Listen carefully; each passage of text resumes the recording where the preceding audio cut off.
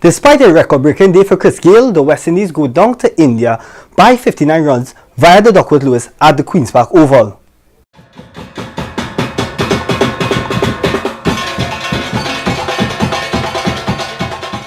Despite losing the toss and being sent into bowl, the West Indies were in a good position, getting the openers quite early in the fold.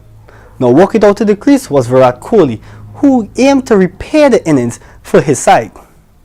And when he lost Rishabh Pant as a partner who played way too many shots in this game, he was joined by Shreyas Iyer, this prospective number 4 for the next match for me, and they put on 125 runs in that partnership.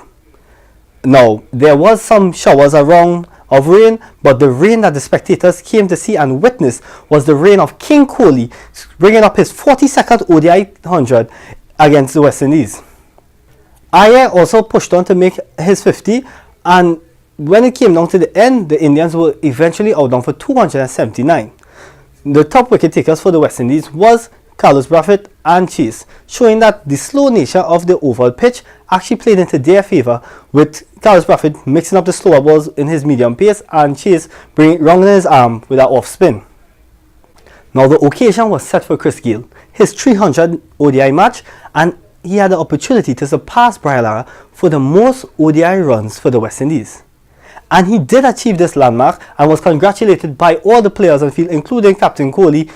But after reaching that landmark, he fell quite quickly, and when hope fell right after him, it brought together the pair of Evan Lewis and Shimron Hetmyer, who looked to try to rebuild the innings for the West Indies. Now they were going about it well until Hetmyer played a rash shot across the line to Kuldeep Yadav, which skied up in the air, and he was removed from the wicket. Now walking out to the crease was Nicholas Pooran, the most consistent player for the West Indies batting wise in the World Cup that just concluded. Now he and Evan Lewis came together to put on a partnership of 56 runs, with Evan Lewis, who was not at his best, hobbling between the wickets to bring up a valiant 65, and Pooran fighting 42.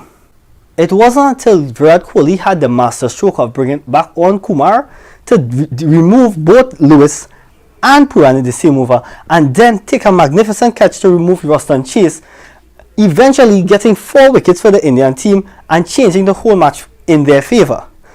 The Windies were eventually out down for 210 runs, handing the Indians the victory by 59 runs via the Duckworth-Lewis method.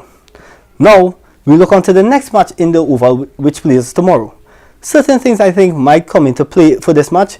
We have to question the health of Evan Lewis, whether he will be replaced by John Campbell, or if Fabian Allen will be fit to be an added spinner to the West Indies team. Or maybe even include a bowler such as Kemo Paul.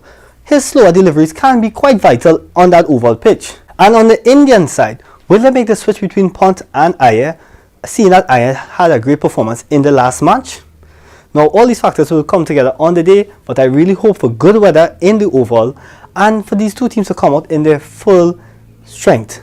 Now we look to this match, the decider: will India take this match and take the series, or will the West Indies battle hard and see if they could draw the series? We'll have to wait and see.